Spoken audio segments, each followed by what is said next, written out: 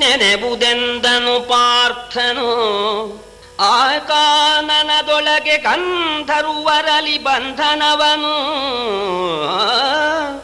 ಈ ಗೋಗ್ರಗಣದಲ್ಲಿ ಮಾಡಿದ ಪಲಾಯನವ ನೆನೆಬುದೆಂದನು ಪಾರ್ಥನು. ವನಜ ವದನೆಯ ಬಯಸಿದೊಡೆ ಬಿಲ್ಲಿನಲಿ ಬಲಿವಡೆದುದನು. ಕೌರವ ಜನಪ ಮರೆದಿರಲಾಗದು. ವನಜ ವದನೆಯ ಬಯಸಿದೊಡೆ ಬಿಲ್ಲಿನಲಿ ಬಲಿವಡೆದುದನು. ಕೌರವ ಜನಪ ಮರೆದಿರಲಾಗದೆಂದು ಅರಸಂಗೆ ಹೇಳೆಂದ. ನಿಮ್ಮ ಮಹಾರಾಜ ಕೌರವನಿಗೆ ಹೇಳು, 3 ಸಂದರ್ಭದಲ್ಲಿ ಅವನ ಮಾನ ಕಳ್ಕೊಂಡಿದ್ದಾನೆ, ಅದೆಲ್ಲ ಜ್ಞಾಪಕ ಇಟ್ಕೋ ಅಂತ ಹೇಳು ಅಂತ. ಒಂದು ಚಿತ್ರಸೇನ ಕಟ್ಕೊಂಡು ಹೋಗ್ತಕ್ಕಂತಹ ಸಂದರ್ಭ, ಆಗ ನಾ ಬಿಡಿಸಿದ್ದೇನೆ ಅವನ್ನ. ದನ ಕದಿಯೋಕ್ ಬಂದಾಗ ಗೋಗ್ರಹಣದಲ್ಲಿ ಸಿಂಗಾಕೊಂಡ್ಬಿಟ್ಟು ಬಡಿಸ್ಕೊಂಡು ಹೇಳ್ದೆ ಕೇಳದೆ ಪಲಾಯನ ಮಾಡಿರ್ತಕ್ಕಂಥದ್ದನ್ನ ಜ್ಞಾಪಕ ಇಟ್ಕೊಳ್ಳಿ ಅಂತ ದುರ್ಯೋಧನಿಗೆ ಹೇಳು. ದ್ರೌಪದಿಯನ್ನ ಬಯಸಿ ಸರಿ ಆ ಬಿಲ್ ಎತ್ಕೊಂಡು ಬಿಲ್ಲನ ಮೈ ಮೇಲೆ ಕೆಳ್ಕೊಂಡು ಮಾನ ಕಳ್ಕೊಂಡು 3 ಸಲ ಭಂಗಪಟ್ಟಿದ್ದನ್ನ ಜ್ಞಾಪಕ ಇಟ್ಕೊ ಅಂತ ಹೇಳಿ ನಿಮ್ಮ ದುರ್ಯೋಧನಿಗೆ ಹೇಳು. ಧೀರ ಭೀಮನ ಗದಯ ಹೊಯ್ಲಿನ ಭಾರಣೆಯ ನಮ್ಮ ತುಳಚಾಪದ ಸಾರ ಶಸ್ತ್ರಾವಳಿಯ ಮಳೆಗಾಲದ ಮಹಾದ್ಭುತವ ವೀರನ ಕುಲನ ಸಾತ್ಯಕಿಯ ಬಲುಕೂರಸಿಯ ಸಗದೇವ ಮತ್ಸ್ಯರುದಾರತೆಯ ನಿಮ್ಮ ರಸ ನೆನೆದಿಗುದೆಂದನ ಪಾರ್ಥ.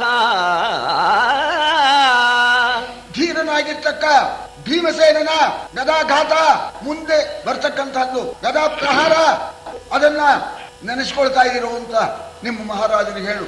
ಹಾಗೂನು ನನ್ನ ಗಾಂಡೀವರಿಂದ ಹೊರಡತಕ್ಕ ಆ ಬಾಣಗಳು ಮಳೆಗಾಲದಲ್ಲಿ ಯಾವ ರೀತಿ ಮಳೆ ಸುರಿಯುತ್ತೋ ಹಾಗೆ ಮುಂದೆ ಅದ್ಭುತವಾಗಿ ಸುರಿಯತಕ್ಕಂತಹ ಬಾಣ ವೃಷ್ಟಿಯನ್ನ ನೆನೆಸ್ಕೋ ಅಂತ ಹೇಳು. ಹಾಗೇನೆ ನಕುಲ, ಸಾತ್ವಿಕಿ, ಸಹದೇವ ಇವರ ಆಯುಧ, ಇವರ ಪರಾಕ್ರಮ ಇದನ್ನೆಲ್ಲ ಜ್ಞಾಪಕ ಇಟ್ಕೋ ಅಂತ ಹೇಳು.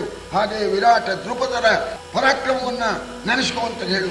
ಇದು ಅಲ್ಲದೇನೆ ಇನ್ನೊಂದು ವಿಚಾರ, ನಾವು ಸಭೆ ಒಳಗೆ ಅವ್ರ ಮುಂದೆ ನಾವು ಪ್ರತಿಜ್ಞೆ ಮಾಡಿದ್ವಿ. ಆಗಲೇ 13 ವರ್ಷ ಆಗ್ಬಿಡ್ತು. ಅದನ್ನ ಈಗ ಮಾಡಿದ್ವಿ, ಅದನ್ನ ಹರಕೆ ಕಟ್ಟಿದ್ದೇವೆ, ಅದನ್ನ ನಾವು ನೆರವೇರಿಸ್ತೇವೆ ಅಂತ ಅನ್ನೋದನ್ನು ಹೇಳು. ಹಿಂದೆ ಜೂಜಿನ ಸಭೆಯೊಳಗೆ ನಾವೆಂದ ಮಾತುಗಳುಂಟು. ತಾವದ ಮುಂದೆ ನೋಡಲಿ ಕರ್ಣ ಶಕುನಿ ಸುಯೋಧನಾದಿಗಳು. ಇಂದು ನೆನೆವುದು ದೇಶ ಕಾಲವ ಹಿಂದುಗಳೆಯದೆ ಬೇಗ ಮಾಡುವುದೆಂದು ಭಿನ್ನಗ ಮಾಡ ಹೇಳಿದನು ಅರ್ಜುನನು ನಿಮಗೆ. ಇನ್ನೊಂದು ಮಾತು ಹೇಳಬೇಕು ಅಂತ ಅರ್ಜುನ, ಸಂಜಯ ಮರೀದೆ ಹೇಳಪ್ಪ, ಆ ಜೂಜಿನ ಸಭೆಯಲ್ಲಿ ನಾವು ಅನೇಕ ಮಾತುಗಳನ್ನ ಆಡಿದ್ದೇವೆ. ಅದು ಬಹಳ ದಿವಸವಾಗಿಬಿಡ್ತು. ಪ್ರತಿಜ್ಞೆ ಮಾಡಿದ್ದೇವೆ, ಅದನ್ನ ಜಾಗ್ರತೆ ನಡೆಸಿಕೊಡ್ತೇವೆ ಅಂತ ಹೇಳಿ ಕರ್ಣ, ಶಕುನಿ, ದುರ್ಯೋಧನ, ದುಶ್ಯಾಸನ ಇವರಿಗೆಲ್ಲ ನೀನು ಹೇಳಪ್ಪ, ನಾವು ಮಾತಾಡಿದ್ದುಂಟು, ಬಹಳ ದಿವಸವಾಗಿಬಿಡ್ತು, ನಮಗೂ ಅದು ಗೊತ್ತಿದೆ, ಇನ್ನೂ ಹೆಚ್ಚು ಕಾಲ ತಗೊಳ್ಳಲ್ಲ. ಆದಷ್ಟು ಜಾಗೃತೆಯಾಗಿ ನಾವು ಸಭೆಯಲ್ಲಿ ಮಾಡಿರ್ತಕ್ಕಂತಹ ಪ್ರತಿಜ್ಞೆಯನ್ನ, ನಾನು ಭೀಮ, ನಕುಲ, ಸಹದೇವ ಮಾಡಿರ್ತಕ್ಕ ಪ್ರತಿಜ್ಞೆಯನ್ನು ನೆರವೇರಿಸ್ತೇವೆ ಅಂತ ನಿಮ್ಮ ಮಹಾರಾಜನಿಗೆ ಹೇಳಪ್ಪ ಅಂತ ಆ ಅರ್ಜುನ ಹೇಳಿದ್ದಾನೆ. ಭೀಮ ಏನಾರು ಹೇಳಿದ್ನೋ ಅಂತ ಕೇಳಿ ಅಷ್ಟೊತ್ತಿಗೆ ಬಂದ ಭೀಮ. ಅವಾಗ ಇರ್ಲಿಲ್ಲ. ಆಮೇಲೆ ಅರ್ಜುನ್ ಮಾತು ಮುಗಿಯೋ ಹೊತ್ತಿಗೆ ಬಂದ. ಏನು ಹೇಳ್ದ ಭೀಮ? ತೊಡೆಗಳಿಗೆ ಸುಕ್ಷೇಮವೇ, ನಿನ್ನೊಡೆಯನ ತೊಡೆಗಳಿಗೆ ಸುಕ್ಷೇಮವೇ, ಅವನೊಡ ಹುಟ್ಟಿದ ಮೈ ಜಡಿದುದೇ, ಪಾಲಿಸದರನಿಬರಿಗವುದು ರಕ್ತ ಜಲ, ಒಡನೆ ಹುಟ್ಟಿದ 100 ಮೈಗೆಗರಲೆ ಬೆಸಗೊಂಬುದು ಅಂಜದಿರು ಒಡೆಯರಿಗೆ ಹೊಣೆಗೊಂಡ ಹೇಳೆಂದಟ್ಟಿದನು ಭೀಮ. ಹೊಣೆಗೊಂಡೆ ಅಂತನ್ನೋ ಮಾತು ಹೇಳಿದಾನೆ. ಈ ಇನ್ಶೂರ್ ಮಾಡಿಸೋದು ಅಂತಿದೆ ನೋಡಿ, ಆ ಇನ್ಶೂರ್ ಮಾಡಿಸಿದ್ದು ಅದು ಹೋದ್ರೆ ಅವ್ರು ಕೊಡ್ಬೇಕಲ್ಲ, ಅದಕ್ಕೆ ನಾನು ಇನ್ಸುಲ್ ಮಾಡಿಸಿದ್ದೀನಿ ಆ ತೊಡೆಗಳನ್ನ. ಅದು ಸರಿಯಾಗಿ ಇದೆಯೇನಪ್ಪ ಅಂತ ಕೇಳ್ತಾ ಇದ್ದಾನೆ. ಅದು ಮುಂದೆ ಬಡಿಬೇಕು ಗದೆಯಲ್ಲಿ. ಆ ದುರ್ಯೋಧನ ತೊಡೆ ಸರಿಯಾಗಿದೆಯೇನಪ್ಪ? ಕ್ಷೇಮವೇ? ತೊಡೆಗಳಿಗೆ ಕ್ಷೇಮವೇ? ನಾವು ದುರ್ಯೋಧನಿಗೆ ಕ್ಷೇಮ ಕೇಳೋಲ್ಲ, ತೊಡೆಗಳಿಗೆ ಸುಕ್ಷೇಮವೇ, ಸರಿಯಾಗಿ ಇಟ್ಕೊಳ್ಳೋಕೆ ಹೇಳಪ್ಪ. ಯಾಕೆಂದ್ರೆ ಅದು ನನಗೆ ಬೇಕಾಗಿರ್ತಕ್ಕಂಥದ್ದು. ಮತ್ತು ಅವನ ತಮ್ಮ ಇದಾನಲ್ಲ ದುಶ್ಯಾಸನ, ಚೆನ್ನಾಗಿ ಪೋಷಣೆ ಮಾಡ್ಕೊಂಡಿದ್ದಾನೋ, ಅವನ ಮೈಯಲ್ಲಿ ರಕ್ತ ಚೆನ್ನಾಗಿದೆಯೋ? ಹಾಗೆ ಇಲ್ಲದೆ ಇದ್ರೆ ನಾನು ಪ್ರಾರ್ಥನೆ ಮಾಡಿದೆ ಅಂತ ಹೇಳು. ಸ್ವಲ್ಪ ಏನಾದ್ರು ಟಾನಿಕ್ ಗೀನಿಕ್ ತಗೊಂಡ್ರೆ ಸ್ವಲ್ಪ ಇನ್ನೂ ಚೆನ್ನಾಗಿ ಎದೆಗಿದೆ, ಹೊಟ್ಟೆ ಎಲ್ಲ ಚೆನ್ನಾಗಿ ಬೆಳೆಯುತ್ತೆ. ಪಾಲಿಸಿದರೆ ಹೋಗುದು ರಕ್ತ ಜಲ ಅಂತ ಚೆನ್ನಾಗಿ ಮೈಯನ್ನು ಚೆನ್ನಾಗಿ ತಗೋಬೇಕು ಅಂತ ಹೇಳಿದಾನೆ ಭೀಮ. ಪ್ರಾರ್ಥನೆ ಮಾಡಿದ್ದಾನೆ ಅಂತ ದುಶ್ಯಾಸನಿಗೆ ಹೇಳು. ಮತ್ತು ಆ 100 ಜನ ತಮ್ಮಂದ್ರು ಅವರೊಳ್ಳೆ ಚೆನ್ನಾಗಿದ್ದಾರೋ, ಅವರಿಗೂ ಆರೋಗ್ಯ ಸರಿಯಾಗಿದೆಯೋ, ಇಲ್ಲದ್ರೆ ತಕ್ಕ ಚಿಕಿತ್ಸೆ ಮಾಡ್ಕೊಳ್ಳಿ ಅಂತ ಹೇಳು. ಯಾಕೆಂದ್ರೆ ನಾವು ಅದನ್ನು ನಾಶ ಮಾಡೋದಕ್ಕೆ ಹೊಣೆಗಾರರಾಗಿದ್ದೇವೆ. ನೀನು ಹೆಸರ್ಕೋಬೇಡ, ಭೀಮ ಹೇಳಿದಾನೆ ಅಂತ ಹೇಳು. ಈ ಮಾತನ್ನ ಸಂಜಯ್ ಹೇಳ್ದ. ಹೇಳೋಣ, ಕರ್ಣನಿಗೆ ಸಿಟ್ಟು ಬಂದ್ಬಿಡು. ದುರ್ಯೋಧನ ಸುಮ್ಮನೆ ಇದ್ದ, ಕರ್ಣನಿಗೆ ಸಿಟ್ಟು ಬಂದ್ಬಿಡು. ಸಾಕು ಸಂಜಯ ಗಳಗದಿರೋ ಫಡನು ಕಿವನನು ಆರಲ್ಲಿ ಗಟ್ಟಿದರು. ಆ ಕುಠಾರರ ಬಯಲ ಗೃಹ ಗರ್ಜನೆಯಗರ ಹೊಡೆದು ತೇಕಿ ತಲೆ ಕೆಳಗಾರನೀಯ ವಿವೇಕ ಸಾಗರನು. ಎಲೆ ನೃಪತಿ ಜಗದೇಕ ವೀರನು ಕರ್ಣ ತಾನಿರೆ ಸಂಧಿಯೇ ಕೆಂದ.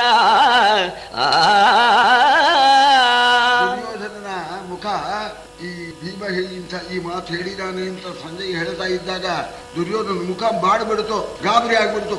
ಆ ಭೀಮ ಈ ರೀತಿ ಹೇಳಿದಾನೆ ಅಂತ ನೋಡ, ದುರ್ಯೋಧನಿಗೆ ಸಂತೋಷವಾಗಲಿ ಅಂತ ಹೇಳಿ ಕರ್ಣ ಹೇಳ್ತಾ ಇದ್ದಾನೆ. ಸಂಜಯನ್ನ ನೂಕರಿ ಆ ಕಡೆ ಅಯೋಗ್ಯ ಮಹಾಸಭೆಯಲ್ಲಿ ಬಂದು ಯಾವ ಮಾತಾಡ್ಬೇಕು ಯಾವ ಮಾತಾಡಬಾರ್ದು ಅನ್ನೋದು ಗೊತ್ತಿಲ್ಲ. ಅವರ ಮನೆಯೊಳಗೆ ಅವರು ಅಯೋಗ್ಯರು, ಇವು ಯೋಗ್ಯ, ಕೈಯಲ್ಲೇನು ಆಗದವರು ಅಲ್ಲೇನು ಕಡಿತೇನೆ ಅಂತ ಅಲ್ಲಿ ಕೂಕೊಂಡ್ಬಿಟ್ರಂತೆ. ಅವರು ಅಲ್ಲಿ ಕೂಕ್ಕೊಳ್ಳೋಣ, ಉಬ್ಬಸ್ಬಿಡ್ತಾ ನಡುಗ್ತಾ ಅದೇ ಮಾತನ್ನ ಇಲ್ಲಿ ಹೇಳಬಹುದೇ ಹೇಳಬಾರದೆ ಅಂತ ವಿಚಾರ ಇಲ್ದೇನೆ ಗಾಬರಿಯಿಂದ ಹೇಳ್ತಾ ಇದ್ದಾನೆ. ಅಯೋಗ್ಯ, ಅವಿವೇಕಿ, ಆ ಸಭೆಯಲ್ಲಿ ಯಾವ ರೀತಿ ಮಾತಾಡಬೇಕು ಅಂತ ಹೇಳಿ ಇವನಿಗೆ ವಿವೇಕವೇ ಇಲ್ಲ, ಕಳಿಸ್ರಿ ಆ ಕಡೆ ಅಂತ ಹೇಳಿಬಿಟ್ಟು, ಮಹಾರಾಜ ನಾನು ಜಗದೇಕ ವೀರ ಕರ್ಣ, ನಾನಿರೋ ಕಾಲಕ್ಕೆ ತಾವು ಯೋಚನೆ ಮಾಡಬೇಕಾದಿಲ್ಲ. ಖಂಡಿತ ಸಂಧಿ ಮಾಡ್ಕೋಬೇಡಿ. ನೋಡಿ ಈ ತಲಾರಕ್ಕೆ ನೀವು ಗಾಬರಿ ಆಗ್ಬೇಡಿ ಅಂತ ಅಷ್ಟೇ ಹೇಳಿ. ಸಂಧಿ ಮಾಡ್ಕೊಳ್ಳೋದು ಯುದ್ಧ ಮಾಡೋದು ಮಹಾರಾಜನಿಗೆ ಸಂಬಂಧಪಟ್ಟಿದ್ದು. ಇವ್ ಯಾಕೆ ಹೇಳ್ಬೇಕು? ಜಗದೇಕ ವೀರನಾದ ನಾನಿರೋ ಕಾಲಕ್ಕೆ ನೀವೇನು ಹೆದರಬೇಕಾದಿಲ್ಲ. ಮಂದಿಯಲಿ ಮೈ ಮರೆದು ಬಾಹಿರನೆಂದ ಮಾತನು ರಾಜಸಭೆಯಲ್ಲಿ ತಂದು ಕರಕುವನಿವನು ಶಿಷ್ಟನೇ ಜಗದ ಭಂಡನಲ. ಇಂದು ಮೌಲಿಯನೊಂದು ಬಾರಿಗೆ ಹಿಂದು ಮುಂದನು ಮಾಡುವೆನು. ತಾಮಂದಿ ಕುಂತಿ ಮಕ್ಕಳಿದಿರೇ ತನಗೆ ಹೇಳೆಲ್ಲ. ಅವ್ರ ಮನೇಲಿ ಮೈ ಮೇಲೆ ಜ್ಞಾನ ಇಲ್ಲದೆ ಮೈ ಮರೆತು ಏನೇನೋ ಹೇಳಿರು. ಆ ಏನೇನೋ ಹೇಳಿರ್ತಕ್ಕಂಥ ಆ ಮಾತು ಅಯೋಗ್ಯವಾದ ಮಾತು. ಅದನ್ನ ತಂದುಬಿಟ್ಟು ಈ ರಾಜ್ಯಸಭೆ ಒಳಗೆ ಹೇಳ್ತಾ ಇದ್ದಾನೆ. ಅಯೋಗ್ಯ, ಜಗಬಂಡ, ಇವನು ನಾಚಿಕೆಟ್ಟವನು. ಆ ಮಾತು ಹೇಳಬಹುದೇ ಬಿಡಬಹುದೇ? ಅವ್ರ ಮನೆಯವರು ಬಾಯಿ ಬಂದಾಗ ಹೇಳಿದರೆ ಅದನ್ನ ಬಂದು ಇಲ್ಲಿ ಹೇಳ್ತಾ ಇದ್ದಾನೆ. ಮಹಾರಾಜ ಯೋಚನೆ ಮಾಡಬೇಕಾಗಿಲ್ಲ. ಒಂದು ವೇಳೆ ಇಂದು ಮೌಳಿ ಚಂದ್ರಶೇಖರ ಪರಮೇಶ್ವರ ಪಾಂಡವರಿಗೆ ಸಹಾಯಕ್ಕೆ ಬಂದರೂ ಕೂಡ ಅವರನ್ನ ಹಿಂದು ಮುಂದು ಮಾಡತಕ್ಕಂಥ ಪರಾಕ್ರಮ ನನ್ನಲ್ಲಿ ಇದೆ.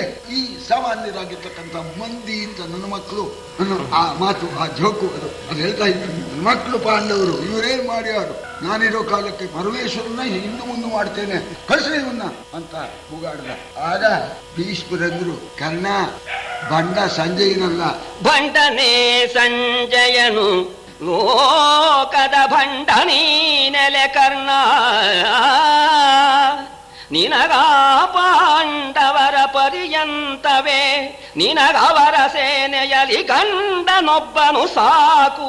ಕೆಡರುವೆ ಗಂಡು ಗರ್ವದ ಮಾದ ನಿನ್ನನು ದಿಂಡುದರಿವನು ಮುನಿದರರ್ಜುನನು. ಎಲವೋ ಕರ್ಣ ನಿನ್ನನು ದಿಂಡುದರಿವನು ಮುನಿದರರ್ಜುನನು ಎಂದನ ಭೀಷ್ಮ. ಹೇ ಕರ್ಣ, ಭಂಡ ಅವನಲ್ಲ, ಸಂಜಯನಲ್ಲ ಭಂಡ, ನೀನು ಭಂಡ ಕಣು, ಲೋಕದ ಭಂಡ, ಜಗಭಂಡ ನೀನು, ನಾಚಿಕೆಟ್ಟು ನೀನು. ನಿನಗೆ ಅವರು ಬೇಕಾಗಿಲ್ಲ, ಹಿಂದೂ ಮೌಳಿಯ ಹಿಂದೂ ಮುಂದೆ ಮಾಡ್ಬಿಡ್ತಾನಂತೀವ. ನಿನಗೆ ಪಾಂಡವರು ಬೇಕಾಗಿಲ್ಲ, ನಿನ್ನನ್ನ ಹೊಡೆಯೋದಕ್ಕೆ ಪಾಂಡವರ ಕಡೆಗೆ ಒಂದು ಗಂಟೆ ಸಾಕು ನಿನ್ ತಲೆ ಕಡಿಯೋಕೆ. ಹಿಂದೂ ಮೌಳಿ ಹಿಂದೂ ಮುಂದೆ ಮಾಡೋನು ಸ್ವತ್ತಿದ್ದ ಮಾತಾಡ್ತಾ ಇದ್ದಾನೆ. ಬರ್ತಾನೆ ಅರ್ಜುನ, ಕೊಚ್ಚಿ ಕೊಚ್ಚಿ ಕೊಚ್ಚಿ ಕೊಚ್ಚಿ ಹಾಕ್ತಾನೆ, ನಿನ್ನ ನಿಂತು ದರಿವನು ಕೊಚ್ಚಾಕ್ತಾನೆ ಅರ್ಜುನ. ಕುಂದನಿವನಿ ಕರ್ಣನು ಅವರಲ್ಲಿ ಬಲ್ಲಿದನು ತಾನೆಂದು ದಿಟವಿವನಲ್ಲಿ ನಂಬುಗೆ ಮಾಡದಿರು ಮರುಳೇ ಮಹೀಪದಿಯೇ. ಇಲ್ಲ ನೋಡರ್ಜುನಗೆ ಪಡಿ ನರರಲ್ಲಿ ನಿರ್ಜರರಲ್ಲಿ ಪನ್ನಗರಲ್ಲಿ ಅರ್ಜುನಗೆ ಪಡಿಯಿಲ್ಲ. ಕೈವಾರಿಗಳೇ ನಾವಿನ್ನು ಎಂದನ ಭೀಷ್ಮ. ಭೀಷ್ಮರು ಕರ್ಣನ ಮಾತು ಕಟ್ಕೊಂಡು ದುರ್ಯೋಧನ ಹಾಳಾಗ್ತಾನಲ್ಲ ಅನ್ನೋ ಸಂಕಟಕ್ಕಾಗಿ ಹೇಳ್ತಾ ಇದ್ದಾರೆ. ದುರ್ಯೋಧನ ಕರ್ಣ ಸಾಮಾನ್ಯ ಮನುಷ್ಯ, ಖುಲ್ಲ, ಅಲ್ಪ, ಬಾಯಿ ಪಟಾಕಿಯಲ್ಲಿ ಘಟಕ, ಕೈಯಲ್ಲಿ ಕೃತಿಯಲ್ಲಿ ಏನು ಮಾಡೋದಕ್ಕೆ ಸಾಧ್ಯವಿಲ್ಲ. ಕರ್ಣ ನಿಜವಾಗೂ ಕೂಡ ಬಾಯಿಯಲ್ಲಿ ಬಲ್ಲಿದ, ಪರಾಕ್ರಮದಲ್ಲಿ ಬಲ್ಲಿದನಲ್ಲ. ಇವನನ್ನ ಬಲಿಷ್ಠ ಕರ್ಣ ನನ್ನ ಕಡೆ ಇದ್ದಾನೆ, ಚಂದ್ರಮೋಡಿ ಹಿಂದ್ ಮುಂದ್ ಮಾಡ್ತೀನಿ ಅಂತ ಹೇಳ್ತಾ ಇದ್ದಾನೆ ಅಂತ ಇವನ ಮಾತನ್ನ ನೀನು ನಂಬ್ಕೋಬೇಡ. ಇವನ ಮಾತು ನಂಬಿದ್ರೆ ನೀನು ಹಾಳಾಗಿ ಹೋಗ್ತಾ ಇದೀಯ. ಸರಿ, ಯಾಕೆ ಅಂತಂದ್ರೆ ವಾಸ್ತವವಾಗಿ ಹೇಳ್ತೇನೆ, ಅರ್ಜುನನಿಗೆ ಸರಿಯಾಗಿರ್ತಕ್ಕಂತಹ ಪರಾಕ್ರಮಿಗಳು ಮನುಷ್ಯರಲ್ಲ, ದೇವತೆಗಳಲ್ಲೂ ಇಲ್ಲ, ಸುರರಲ್ಲೂ ಇಲ್ಲ, ಅಸುರರಲ್ಲಿ ಇಲ್ಲ, ಪನ್ನಗರಲ್ಲಿ ಇಲ್ಲ, ಮನುಷ್ಯರಲ್ಲಿ ಇಲ್ಲ ಅಂತ ಹೇಳ್ತಕ್ಕಂಥದ್ದೇನು ಹೊಗಳಿಕೆಗೆ ಹೇಳ್ತಕ್ಕ ಮಾತಲ್ಲ. ಇದ್ದಿದ್ದ ವಿಚಾರ ಹೇಳ್ತೇನೆ. ಅರ್ಜುನನ್ನು ಹೊಗಳಬೇಕು ಅಂತ ಹೇಳ್ತಾ ಇಲ್ಲ. ಅರ್ಜುನನಿಗೆ ಸಮ ಪರಾಕ್ರಮಶಾಲಿಗಳು ಮೂರು ಲೋಕದಲ್ಲೂ ಕೂಡ ಯಾರೂ ಕೂಡ ಇಲ್ಲ. ಮುರಿಯದಿರು ಗಾಂಗೇಯನೆಂದುದೆ ಪರಮ ಮಂತ್ರವು ಪಾರ್ಥನನು ಸಂಕರದೊಳಾನುವರಿಲ್ಲ. ಕೇಳಮರಾಸುರಾಳಿಯಲಿ ದುರುಳರಾಡುವ ಹೊಳ್ಳು ನುಡಿಗಳು ಗರುವರಭಿಮತವಲ್ಲ. ಸಂಧಿಗೆ ಕೊರಳುಗೊಳಿಸುವುದು ಚಿತವು ಕೌರವ, ನೀ ಸಂಧಿಗೆ ಕೊರಳುಗೊಳಿಸುವುದು ಚಿತವು ಎಂದನು ದ್ರೋಣ ನರಸಂಗೆ. ಕರ್ಣನ ಮಾತು ಕಟ್ಕೊಂಡು ಯುದ್ಧಕ್ಕೆ ನೀನು ಪ್ರಯತ್ನ ಪಡಬೇಡ, ಸಂಧಿ ಮಾಡ್ಕೋ ಅಂತ ಭೀಷ್ಮರಿಗೆ ಹೇಳಿದ್ರು. ಅದೇ ಮಾತನ್ನೇ ಮತ್ತೆ ಒತ್ತಿ ದ್ರೋಣಾಚಾರ್ಯರು ಹೇಳ್ತಾ ಇದ್ದಾರೆ. ದುರ್ಯೋಧನ, ಭೀಷ್ಮರು ಹೇಳತಕ್ಕಂತಹ ಮಾತು ಮಹಾಮಂತ್ರ, ಇದರಿಂದ ಬಹಳ ನಿಮಗೆ ಕ್ಷೇಮ ಉಂಟಾಗುತ್ತೆ. ಈ ಭೀಷ್ಮರು ಮಾತು ಮಂತ್ರ ಅಂತ ಹೇಳಿ ಆ ಮಂತ್ರವನ್ನ ತಿರಸ್ಕರಿಸಬೇಡ. ನೀನು ಯುದ್ಧದಲ್ಲಿ ಅರ್ಜುನನ್ ಗೆಲ್ಲೋದಿರ್ಲಿ, ಅರ್ಜುನನೊಡನೆ ಯುದ್ಧ ಮಾಡತಕ್ಕಂಥವರು ಮೂರು ಲೋಕದಲ್ಲಿ ಯಾರು ಕೂಡ ಇಲ್ಲ ಅಂತ. ಅಮರ ಅಸುರ ಅವರಲ್ಲಿ ಯಾರು ಕೂಡ ಇಲ್ಲ. ಆದ್ದರಿಂದ ಇವನು ಸುಮ್ಮನೆ ಪೊಳ್ಳು ಮಾತು ಹೇಳ್ತಾ ಇದ್ದಾನೆ. ವಿವೇಕವಿಲ್ಲದೆ ಹೇಳ್ತಕ್ಕಂಥ ಈ ದುರಾತ್ಮರು ಹೇಳ್ತಕ್ಕಂಥ ಮಾತು ದೊಡ್ಡವರು ಖಂಡಿತವಾಗಿಯೂ ಕೂಡ ಒಪ್ತಕ್ಕಂಥದ್ದಲ್ಲ. ಆದ್ರಿಂದ ಭೀಷ್ಮರ ಮಾತು ಮಂತ್ರ ಅಂತ ತಿಳ್ಕೊ. ಸಂಧಿಗೆ ನೀನು ತಲೆಯನ್ನ ತಗ್ಗಿಸಿಬಿಡು, ಸಂಧಿಗೆ ಒಪ್ಪು, ಹೀಗೆ ಒಳ್ಳೇದಾಗತ್ತೆ ಅಂತ ದ್ರೋಣರು ಕೂಡ ಹೇಳಿದ್ದಾರೆ. ಹುರುಳು ಗೆಡಿಸುವಿರಾವು ನುಡಿದೊಡೆ ಕರಗಿ ಕುಂತಿ ಮಕ್ಕಳೆಂದೊಡೆ ಹರಗಿ ಕೊಂಬಿರಿ ಡಿಂಬವೆಮ್ಮಲಿ ಜೀವವದಿರಲಿ. ಭರತ ಸಂತತಿಯನ್ನಿ ಕೆಲಬರು ಸುರರು ಕೆಲಬರು ನರರೇ. ಭರತ ಸಂತತಿಯನ್ನಿ ಕೆಲಬರು ಸುರರು ಕೆಲಬರು ನರರೇ. ಸಾಕಂತಿರಲಿ ಸಮರದೊಳೆಮ್ಮ ನೋಡೆಂದನು ಸುಯೋಧನನು. ಯಾವಾಗಲೂ ಹಾಗೆ ನಾವೇನಾರು ಹೇಳೋಕ್ ಹೋದ್ರೆ ಹಾಗಾಗತ್ತೆ ಹೀಗಾಗತ್ತೆ ಆಕಾಶ ಆಗ್ಬಿಡುತ್ತೆ ಅಂತ ಅಂದ್ಬಿಡ್ತೀರಿ. ನಮ್ಮ ಮಾತಿಗೆ ಬೆಲೆನೇ ಕೊಡೋದಿಲ್ಲ. ಒಳ್ಳೆ ಒಳ್ಳೆ ಮಾತು ಅಂತ ನಮ್ಮ ಮಾತನ್ನ ಹುರುಡುಗೆಡುವಿರಿ ಅಂತ ನಿಷ್ಫಲ ಏನ್ ಪ್ರಯೋಜನ ಇಲ್ಲ ಅಂತ ಹೇಳ್ತಾ ಇದ್ದೀರಿ. ಆ ಅರ್ಜುನ ಅಂತ ಅನ್ಕೊಳ್ಳೇನೆ, ಅರ್ಜುನ ಹಿಕ್ಕಿ ಬಿಡ್ತೀರಿ. ಏನ್ ಅರ್ಜುನ, ಪಾಂಡವರು ಅಂದ್ರೆ ಹಿಕ್ಕಿ ಬಿಟ್ಟು ಅವ್ರ ಸಮಾನ ಇಲ್ಲ ಅಂತ ನಿಮ್ಮ ಸ್ವಭಾವವೇ ಹಾಗೆ. ನಿಮ್ಮ ದೇಹ ಇಲ್ಲಿ, ನಿಮ್ಮ ಜೀವ ಪಾಂಡವರ ಕಡೆ, ದೇಹ ಒಂದ್ ಕಡೆ, ಪ್ರಾಣ ಒಂದ್ ಕಡೆ. ಏನ್ರಿ ಅವರು ನಮ್ಮ ಚಿಕ್ಕಪ್ಪನ ಮಕ್ಕಳೇನು, ಅವರು ಬಹಳ ಗಟ್ಟಿಗರು. ನಮ್ಮ ಹತ್ರ ಏನೂ ಆಗೋಲ್ಲ. ನಾವು ಅದೇ ವಂಶ, ಒಂದೇ ಚಂದ್ರ ವಂಶ, ಒಂದೇ ಭರತ ವಂಶ. ಸರಿ, ನಮ್ಮ ಅಪ್ಪ ಅವರಪ್ಪ ಅಣ್ಣ ತಮ್ಮಂದ್ರು, ಅವರು ಭಾರಿ ಗಟ್ಟಿಗರು. ನಾವಲ್ಲ. ಯಾಕಲ್ಲ? ಬರ್ಲಿ, ತೋರಿಸ್ತೇನೆ. ಈ ನನ್ನ ಯುದ್ಧದ ಚಮತ್ಕಾರವನ್ನ ತೋರಿಸ್ತೇನೆ. ಯಾಕ್ರಿ ಹೀಗಂತ ಇದ್ದೀರಿ? ಭರತ ಸಂತತಿಯಲ್ಲಿ ಎಲ್ಲರೂ ಒಂದೇನೆ, ಸ್ವಲ್ಪ ಹೆಚ್ಚು ಕಮ್ಮಿ ಇರ್ಬೋದು. ಬರ್ಲಿ ಯುದ್ಧಕ್ಕೆ, ನನ್ನ ಪರಾಕ್ರಮವನ್ನು ತೋರಿಸ್ತೇನೆ ಅಂತ ದುರ್ಯೋಧನ ನೋಡ.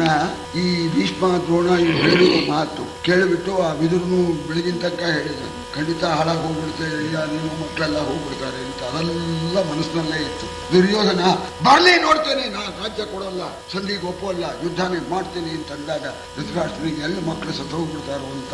ಬೇಡ ಮಗನೇ, ಕೃಷ್ಣರಾಯನು ರೂಢಿಸಿದ ಕಟ್ಟಾಳು, ಕೆಲರಾಡುವರು ಸಾಕ್ಷಾತ್ ಲಕ್ಷ್ಮೀಕಾಂತ ಹರಿಯೆಂದು. ಕೆಲರಾಡುವರು ಸಾಕ್ಷಾತ್ ಲಕ್ಷ್ಮೀಕಾಂತ ಹರಿಯೆಂದು. ಕೂಡಿಕೊಂಡಿಗ ನವರನಾದನು, ಕೂಡಿಕೊಂಡಿಗ ನವರನಾದನು. ಕೇಳದವರಿಗೆ ಹೊದ್ದಲಿಯನು, ನಾಡನೊಪ್ಪಿಸು ಮಗನೇ, ನೀನಾಡನೊಪ್ಪಿಸು ಮಗನೇ ಎಂದನು ಬೆದರಿ ಧೃತರಾಷ್ಟ್ರ. ಭಯ, ಎಲ್ಲಿ ಮಕ್ಕಳೆಲ್ಲ ಹೋಗ್ತಾರೋ ಅಂತ. ಆ ಮಕ್ಕಳ ಮೋಹ ಹಾಗೆ.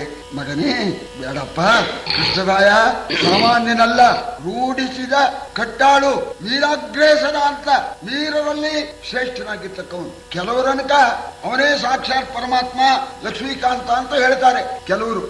ನೋಡಿ, ನಂಬಿಕೆನೇ ಆಗೋಲ್ಲ. ಬೆಳಗಿನ ತನಕ ವಿದುರ ಹೇಳಿದಾನೆ, ಸನಸ್ಸು ಜಾತ್ರೆ ಹೇಳಿದ್ದಾರೆ, ಓ ಗೊತ್ತಾಯ್ತು ಅಂತ ಇದ್ದಾನೆ. ಕೆಲವರು ಆಡುವರು ಲಕ್ಷ್ಮೀಕಾಂತ ಶ್ರೀಹರಿ ಅಂತ, ಪರಮಾತ್ಮನೇ ಅವನು ಅಂತ ಕೆಲವರು ಹೇಳ್ತಾರೆ. ಪರಮಾತ್ಮನಾಗಲೇ ಬಿಡ್ಲಿ, ಆಳು ಯುದ್ಧದಲ್ಲಿ ಒಳ್ಳೆ ಕಟ್ಟಾಳಾಗಿದ್ದಾನೆ, ಪರಮಾತ್ಮ ಅಂತಲೂ ಅಂತಾರೆ. ಅವನು ಪಾಂಡವರ ಪಕ್ಷಕ್ಕೆ ಸೇರ್ಕೊಂಡಿದ್ದಾನೆ. ಪಾಂಡವರಿಗೆ ಖಂಡಿತವಾಗಿಯೂ ಕೂಡ ಕೇಡು ಆಗದಂತೆಯೇ ನೋಡ್ಕೊಳ್ತಾನೆ. ಆದ್ದರಿಂದ ನಿಮಗೆ ಕೇಡನ್ನು ಉಂಟು ಮಾಡಿಬಿಡ್ತಾನೆ. ಕಟ್ಟಾಳಾದ ವೀರನಾದ ಕೃಷ್ಣ, ಪರಮಾತ್ಮ ಅಂತ ಹೇಳತಕ್ಕ ಕೃಷ್ಣ ನಿಮಗೆ ಕೇಡನ್ನು ಉಂಟು ಮಾಡ್ತಾನೆ, ಪಾಂಡವರಿಗೆ ಕೇಡನ್ನು ತಪ್ಪಿಸ್ತಾನೆ. ಆದ್ದರಿಂದ ಮಗನೇ, ಅವರ ರಾಜ್ಯ ಅವರಿಗೆ ಕೊಟ್ಕೊಡ ಅಂತ ಭಯದಿಂದ ಹೇಳಿದ. ಮರುಳುಗಳ ಬೊಪ್ಪನವರು ಈ ಮುರಗರನು ಹರಿಯೆಂದು ಮುನ್ನದನರಿದಿಗೆನು. ನೀವಂಜದಿರಿ ನಿಮಗಾಗದವಸಾನ.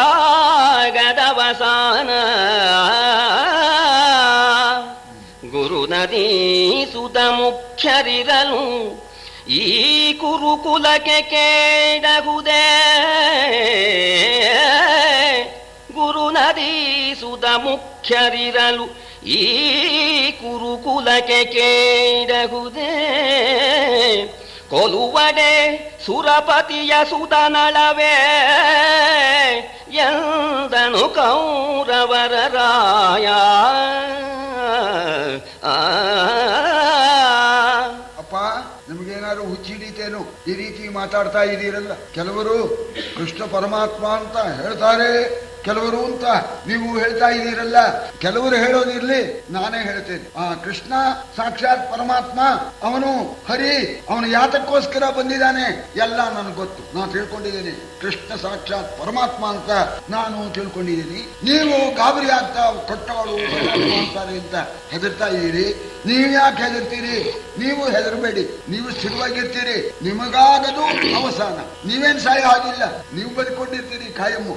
ನೀವು ಯಾಕೆ ಹೆದರ್ಬೇಕು? ಇದು ಅಲ್ಲದೇನೆ ನೀವು ಯಾಕೆ ಗಾಬರಿ ಆಗ್ತಾ ಇದ್ದೀರಿ? ನಮ್ಮ ಕಡೆ ಇದ್ದಾರೆ ಒಬ್ಬ ಭೀಷ್ಮರು, ಒಬ್ಬರು ದ್ರೋಣರು, ಇಬ್ಬರು ಇಚ್ಛಾಮರಣಿಗಳು. ಅವರ ಕೈಯಲ್ಲಿದೆ ಅವರ ಮರಣ.